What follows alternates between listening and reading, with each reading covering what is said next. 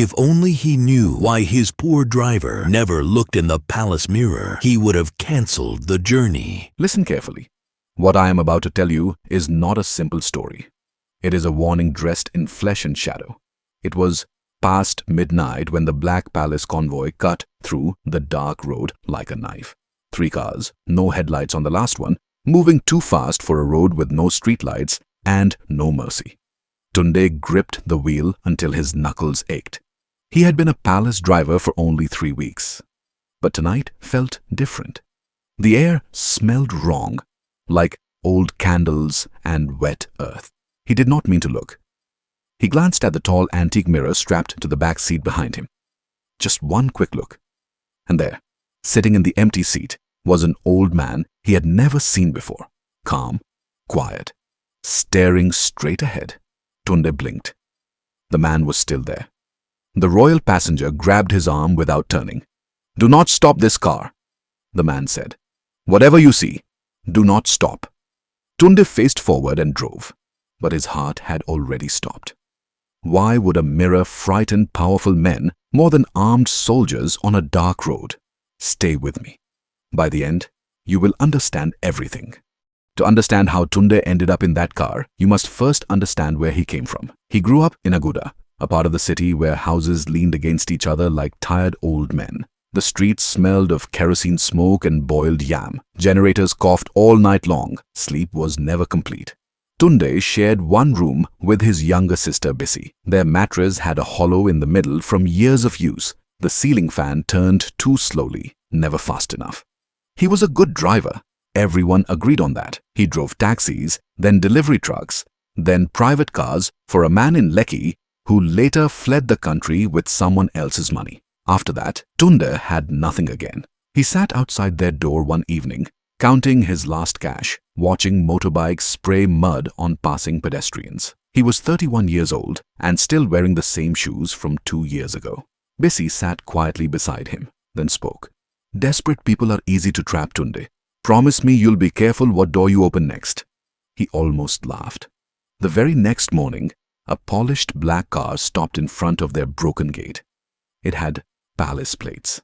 The woman who stepped out was not what Tunde expected. She was polished, pressed silk blouse, gold earrings, shoes that cost more than his monthly rent. She moved like someone who had never rushed. Her name was Madame Ngchi, and every word felt rehearsed. "I hear you are skilled," she said, "and quiet. The palace needs both." She offered him a temporary driving job. Good pay, clean uniform, access to people he had only seen on television. Tunde's chest tightened with hope. But before he could answer, an old man appeared from around the car. His face was cracked like dry ground. He grabbed Tunde's wrist with surprising strength. "Whatever happens inside those walls," the old man said. "Do not look in that mirror." Tunde frowned. "Which mirror?" Madame Nkechi stepped between them with a soft laugh. "Pay no attention. He is old and confused." She smiled. "So, do we have a deal?" Tunde looked at the car. He looked at Bissy watching from the doorway. He said yes. He told himself later it was about survival. But if he had been honest, he would have admitted it was about something more dangerous. It was about being seen. Nothing could have prepared Tunde for the inside of the palace compound. He had imagined a large government building, clean but plain. What he entered was a different world. Marble floors that reflected your shoes. Cold air that had never touched outside heat. Staff in matching uniforms, moving smoothly like they had been wound up and set loose. Everything gleamed. Everything smelled expensive. And yet, behind every smile, something was missing. The smiles never reached the eyes. Conversations stopped when Tunde walked too close. People laughed at things that were not funny. He noticed something else. In the long corridor near the east wing stood a tall antique mirror in a carved wooden frame. Beautiful. Old. The kind that had seen 100 years of secrets. Every evening at exactly 6 o'clock, a woman in a grey uniform came and covered it with a long black cloth without a word. Nobody told her to. She simply came and covered it like routine, like covering a sleeping child. Tunde asked a junior staff member about it. Every conversation in the nearby room stopped at the same moment. Complete silence. Then everyone simply continued talking, as if he had said nothing at all. Madame Nkechi did not waste time. Within 2 days, she had begun remaking Tunde. She handed him a pressed navy uniform, a new phone, and a leather wallet. Then she sat him down and spoke slowly, like explaining rules to a game with no written instructions. In this place, what matters is not what is true, it is what is seen. Tunde nodded, though he was not fully sure he understood. You do not mention Aguda. You do not mention taxi driving. If someone asks, you are a trained logistics professional? She said those words carefully, as if they tasted good. She taught him how to stand, shoulders back, chin level, how to speak, short sentences, confident tone, how to eat at a table with people who used 3 forks. By the time Tunde left her office, he felt like he was walking a foot off the ground. He passed a dark window and caught his reflection briefly. He stopped. His reflection moved 1 beat slower than he did. He blinked and looked again. It was normal. He told himself it was the light. He walked on. But that slow reflection stayed at the edge of his mind, small and cold, like a pebble in a shoe. The palace had a way of talking about the past without speaking directly. Tunde heard the story of the last poor driver in pieces. A word here, a half sentence there, a silence when he entered a room at the wrong moment. The man's name was never spoken clearly. People called him the former one, or the one who used to laugh. They said he was funny, friendly, hardworking. He used to say, always repeated in a low, careful voice, the mirror only likes people who think they can keep palace gifts. Nobody laughed when they repeated it now. Tunde tried to ask about him directly in the staff kitchen one afternoon. An older woman was stirring tea. She glanced at him over her shoulder. Ask fewer questions, she said. It keeps you here longer. That evening, Tunde was given a locker near the laundry room. He opened it to put away his uniform. At the back of the locker, half hidden under old newspaper, was a key ring. Simple metal. 3 keys, 1 bent at the tip. He had never used this locker before. No one had prepared it for him. Yet someone's belongings were already inside. His chest went cold. Tunde was a sharp young man. Growing up with nothing teaches you to read what rich people leave unsaid. So, he watched. He noticed the designer watch Madame Nkechi wore on Monday was the same one another woman wore on Thursday. He noticed gift bags given to visitors were quietly collected at the back gate afterward. He noticed party photos online were always taken in the same 2 rooms, same props rearranged. The glamour was a performance. The wealth was a costume. Even loyalty was rented. A man praised the chief loudly at dinner, then whispered bitter complaints in the corridor 20 minutes later. Friendships built overnight ended by breakfast. It should have frightened him. Instead, something stirred with hunger. He did not want the fakeness, but he wanted what it unlocked. The ease, the respect, the way people moved out of your path. That evening, Madame Nkechi found him in the corridor and studied him. You see it now, she said. Not a question. He said nothing. She smiled slowly. Good. That means you are ready. She straightened her blouse. I have a favor to ask. Something cold moved quietly through Tunde's stomach. The favor sounded simple. That was the first sign it was not. Drive a sealed package to an address in Ikeja. Park outside. Ring once. Hand it over. Leave. Ask nothing. Madame Nkechi gave him the address on folded paper. No name. No explanation. Discretion is the currency of this place, Tunde. He drove alone that night. The package sat on the passenger seat. Brown paper. No markings. The size of a hardcover book. It made no sound. But twice on the drive, the air pressure inside the car seemed to shift strangely. He told himself it was nothing. He parked at the address, a quiet house behind a mango tree. He rang once. The door opened fast, like someone had been waiting. A middle-aged woman stood there, expensive clothes, tired eyes. She looked at Tunde's face and went completely pale. Her hand covered her mouth. You, she whispered. Then she stopped herself and searched his face again. I'm sorry, you look exactly like... She shook her head. Never mind. Tunde handed over the package, turned, and walked back to the car without entering. But her whisper followed him the whole drive home. You look exactly like who? When the money came, it came all at once. Madame Nkechi handed him an envelope 3 days after the delivery. He opened it alone in his car. The amount made his hand shake. He had never held that much at one time. He drove to the market. He bought fresh food, good food, not the kind already turning. He bought busy new shoes, carefully wrapped. He paid 2 months of rent and bought a fan that actually worked. Bissy cried when she saw the shoes. Happy tears. She held them like something fragile. That night, Tunde posted one quiet photo online. No caption, just the shoes in their box, a corner of marble floor visible behind them. It said everything without saying anything. By morning, 40 people had commented. Neighbors who never greeted him were sending messages. Old friends were asking for his number again. Then, buried between the warm words, one message from an account with no photo and no name. Return what saw you. Tunde stared at it for a long time. He deleted it. But he could not delete the feeling it left. Heavy, cold, and certain, like a hand on the back of his neck that he could not turn around to see. It happened on a Tuesday, in the long corridor near the east wing. Tunde was cutting through to the garage when he turned a corner, and there it was, the tall antique mirror, uncovered, standing in the middle of the hallway. The woman who usually covered it must have been late. Tunde stopped. He told himself to keep moving. The old man's warning was clear in his memory. Do not look in that mirror. But his eyes had already disobeyed. He looked. For 1 second, his reflection stared back normally.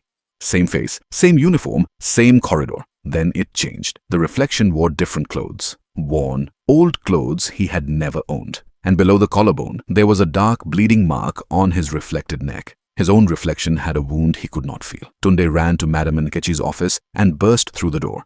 His chest heaved. His words came in pieces. She stood slowly. Her face was not afraid. It was something worse, already knowing. You looked, she said quietly. He tried to explain. She moved fast. Her open hand struck his cheek hard enough to ring his ears. You looked, she said again. Not angry, just deeply sad. That sadness frightened him more than any anger could. 2 weeks later, Madame Nkechi brought Tunde to a party. Not a staff party, a real one. Held in the west wing behind carved double doors Tunde had never seen opened. The kind where perfume cost more than rent, and people laughed loudly, but their eyes stayed still and watchful. She dressed him carefully. Dark fitted jacket, new shoes. She fixed his collar and spoke quietly. You are trusted palace staff tonight. Smile only when spoken to. Speak only when asked. No one needs to know where you came from. Inside, the room glittered. Soft music, cold drinks, men in Akbaras worth small fortunes, women with jewelry that threw light like warnings. She introduced him to 3 people as a trusted palace professional. Each one shook his hand, smiled briefly, and turned to talk to someone more important. He was used to being seen and passed over. What surprised him was how good it still felt just to be in the room. Then a drunk guest raised his glass and said to no one in particular, Has anyone noticed? Palace drivers keep disappearing. Maybe this compound eats poor people for dinner. Light laughter, uncomfortable smiles. Tunde did not laugh. The cruelty came fast after that. Someone pointed at Tunde. Wait, isn't that one a driver? Where exactly are you from, young man? Tunde kept his face very calm. I work with the Palace Coordination Unit. The man smiled thinly. Coordination Unit. He repeated it slowly, the way people do before pulling the floor from under you. Your accent is very aguda. Real laughter rippled through nearby conversations. You people come from the rough parts, borrow a good jacket, and start acting like you belong. He shook his head. It is almost sweet. Tunde said nothing. His jaw was locked. Madame Nkechi moved him away firmly. Later in the corridor, she leaned close. One wrong word in that room, and you vanish. Not just from work, but from memory. He understood. That night, driving home, he passed the mocking guest on a side street. The man was alone, kneeling in an open gutter, staring at nothing, shaking hard. No one nearby. No one looking. Tunde drove past without stopping. But the image stayed with him, a powerful man on his knees in the gutter, trembling at something only he could see. Bissy noticed things before she said them. She gathered evidence quietly, the way a person does when they love you too much to be wrong. She noticed the new things, better food, new shoes, paid rent. But she also noticed the others, the way Tunde argued in his sleep. Full sentences, fighting someone she could not see, the way he scrubbed his face 3 times each morning, like washing off someone else's expression. The dark circles from nights that gave no real rest. One evening, she searched his jacket while he was bathing. She found the keyring, 3 keys, one bent at the tip. She placed it on the kitchen table and waited. When Tunde came out and saw it, he stopped. Whose is that? She asked. I found them in a locker, he said. Already there when I arrived. Bissy looked at him carefully. Leave this job, she said. Leave before something follows you home. He wanted to agree. He genuinely did. Then they heard something at the front door. Not a knock, just a soft thud. He opened it. A palace envelope on the ground, cash inside, no name, no message, no one in the dark street outside. The wristwatch arrived Thursday in a small velvet box. Madame Nikachi placed it on Tunde's desk with the satisfied look of someone giving a gift they already know you will love. Silver face, clean numbers, the kind of weight that made your wrist feel important. For your loyalty, she said. You are moving up, Tunde? He wore it home and stopped at his usual roadside spot. An old woman who grilled meat over hot coals and knew everyone by their regular order. When she turned for his money, her eyes landed on the watch. She froze. Her tongs fell, and she did not reach for them. She stared at the watch like it had spoken her name. Then her eyes filled with tears, the kind that burst from old, stored grief. Where did you get that? She whispered. A gift, Tunde said carefully. Why? She touched the watch face with 2 fingers. That belonged to my son. He worked at the big compound near the river and disappeared over a year ago.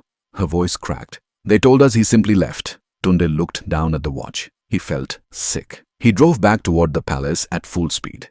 Madame Nkechi was already at the gate with news of a bigger job.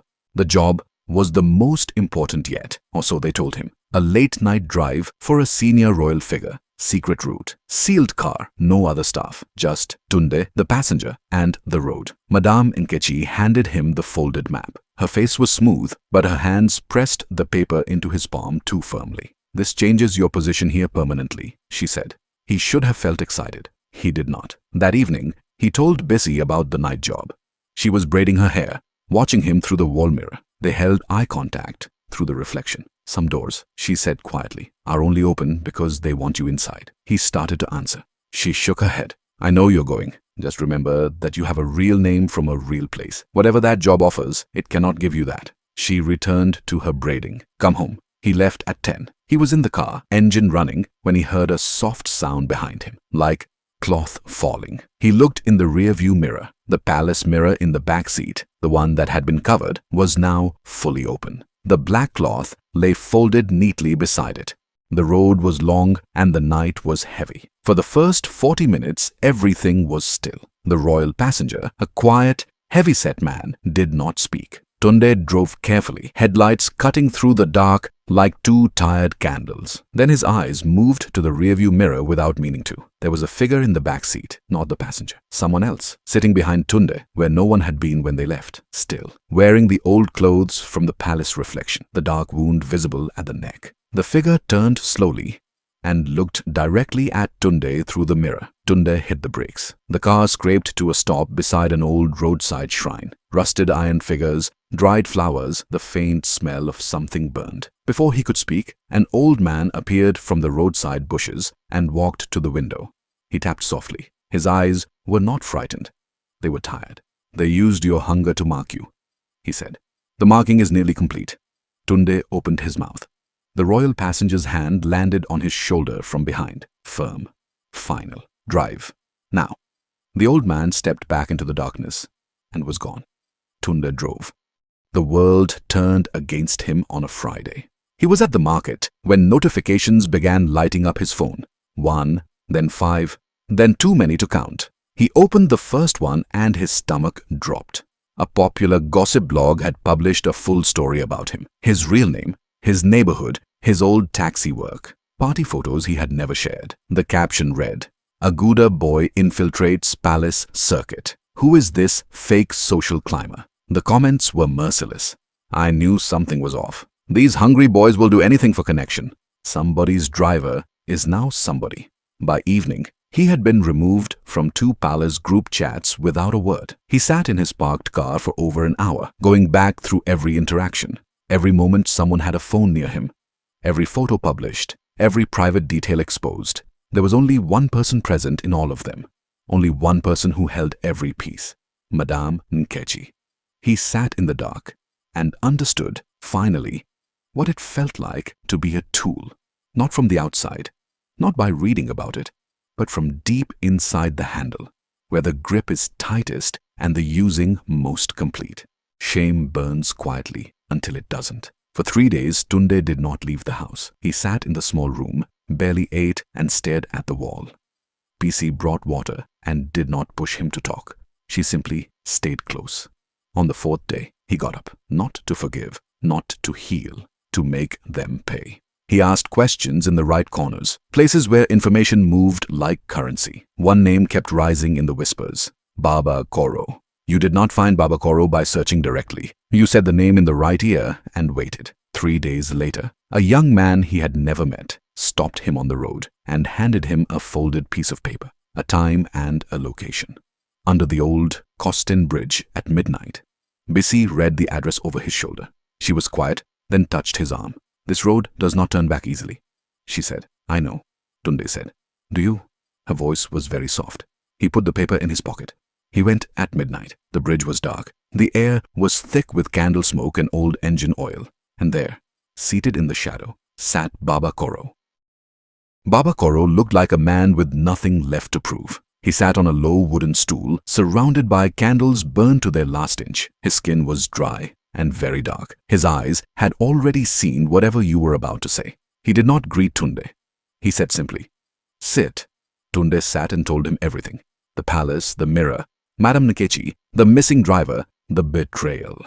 Baba Koro listened without moving. When Tunde finished, the old man was quiet. The palace mirror does not trap people by force, he said. It traps those who beg to be remade. Tunde absorbed that. Can you help me? Yes, but I ask for one thing only. Not money, not blood. He reached into a small pouch and produced a strip of paper, thin as dry skin. Your true name, written here, burned here, in silence. After tonight, people will know your face, but not your soul. Tunde stared at the paper. He thought of the woman weeping over the watch. He thought of his reflection wearing a dead man's wound. He thought of every cruel comment shared and laughed at. He picked up the pen. He wrote his name.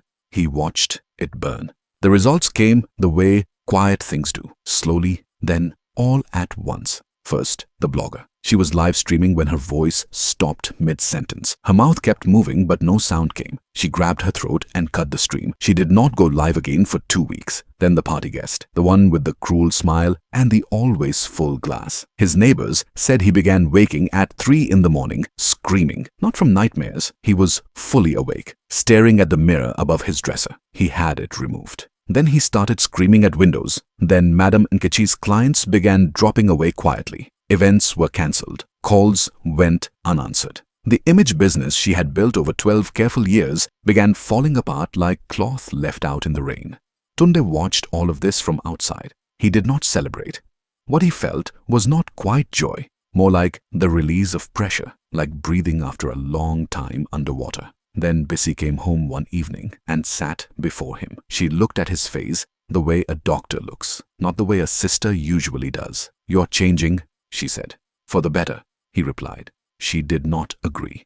The final collapse of Madame Nkechi happened at the worst moment for her and the best moment for truth. She was hosting the biggest event of her career, a palace ceremony with journalists, sponsors, and visiting dignitaries. Everything was staged perfectly. Lighting, flowers covering the cracked walls. Then, the cameras began behaving strangely. Every device pointed at Madame Nkechi showed the same face in its reflection. Not hers, a thin young man with old clothes and a dark wound at his neck. Phone screens, camera lenses, the surface of a polished serving tray.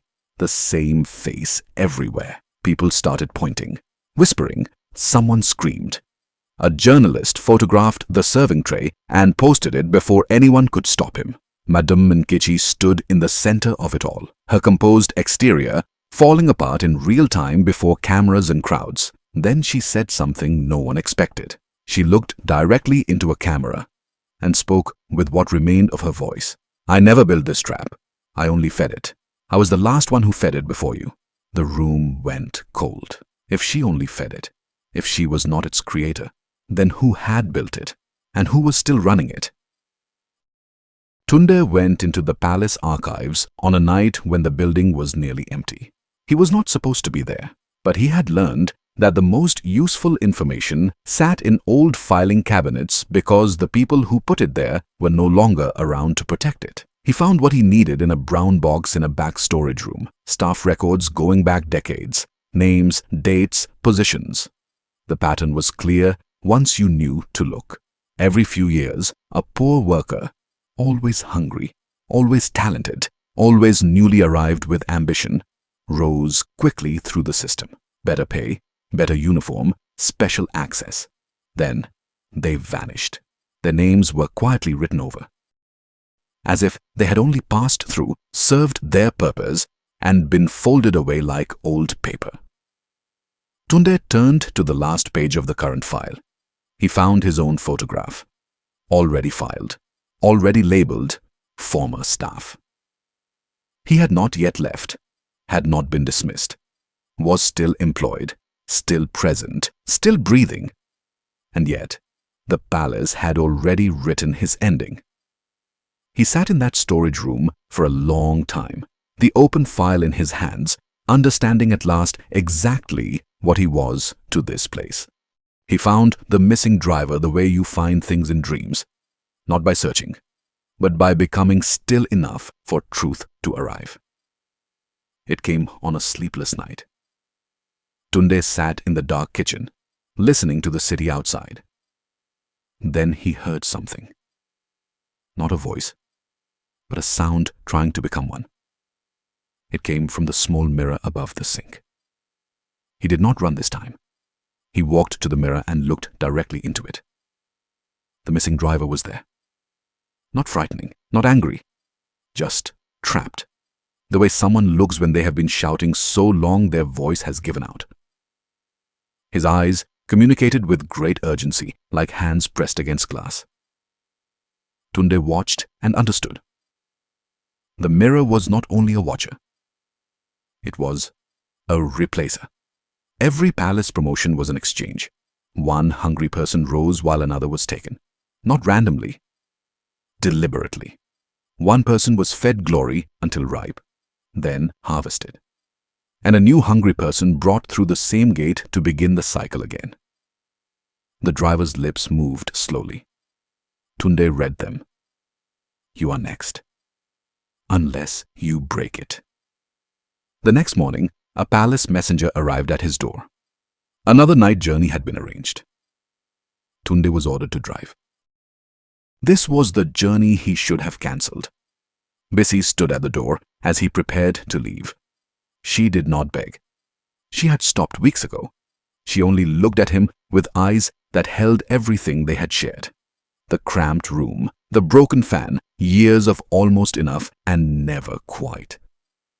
You know what you have to do, she said. He nodded. He did. The convoy moved at midnight. 3 cars. The palace mirror sat in the back seat uncovered, no black cloth, positioned to catch the road, the trees, and Tunde's face. As they drove deeper into the dark, the mirror began to fill. Faces appeared one by one, not blurred, but sharp and present. Workers, drivers, staff who had arrived hopeful and never left. Dozens, stacked in the reflection like pages. The royal passenger spoke, voice flat and final. The palace has always needed a current. Dreams are its power source. Poor people's dreams especially. They burn so clean. A pause. You were perfectly chosen, Tunde. Tunde's hands tightened on the wheel. He thought of Baba Koro's warning. The name he burned had not freed him. It had tied him more tightly. One choice remained. He hit the brakes and spun the wheel. The convoy scattered. The royal passenger shouted. The back door flew open. Tunde grabbed the palace mirror with both hands and drove its corner hard into the floor of the car. The glass shattered. What followed was not dramatic. No fire, no explosion. Just a long, quiet exhale. Like a room finally breathing after years, with all the windows sealed. The faces in the mirror disappeared one by one, like lights switched off in a corridor. The missing driver's face was the last to go. He looked directly at Tunde before he vanished. Not in pain, in peace. In the weeks that followed, the palace lost its shine. Madam Nkechi was finished. Patterns of missing staff became news that could no longer be buried. The system cracked open under the weight of what it had hidden. But Tunde paid his price. Slowly, quietly, people stopped remembering his name. Faces that had known him looked through him like a stranger. Stories about what happened spread, but no one could say clearly who had done it. Only Busy remembered. She always would. He was alive. He was free. He was nearly nameless, but he was home. Some nights, drivers in that city still avoid polished glass. If this story touched your heart, please share it with someone who needs to be reminded. These things quietly change the world. Another story is coming very soon. Subscribe and turn on your notifications so you don't miss it. Thank you for watching.